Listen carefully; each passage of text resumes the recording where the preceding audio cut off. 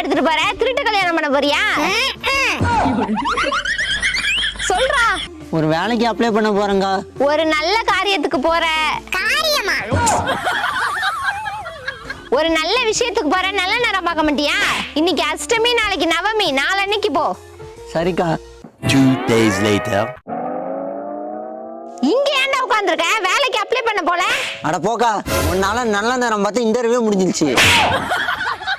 அப்புறம் என்னடா உன் அக்காவோட சேர்ந்து கோழி மேயே? ஏண்டா நீ எப்ப நல்ல விஷயம் பண்ண நினைச்சு அப்பவே நல்ல நேரம் ஸ்டார்ட் ஆயிருச்சு. அப்புறம் ஏன் தனியா வேற நல்ல நேரம் பாக்குற? அப்படி போறா. நான் 12வது முடிச்சுட்டு காலேஜுக்கு அப்ளிகேஷன் போட போனேன். என் சொந்தக்காரன் ஒருத்தவன் அஷ்டமி நவமின்னு சொல்லி 2 நாள் கழிச்சு அப்ளிகேஷன் போட சொன்னான்.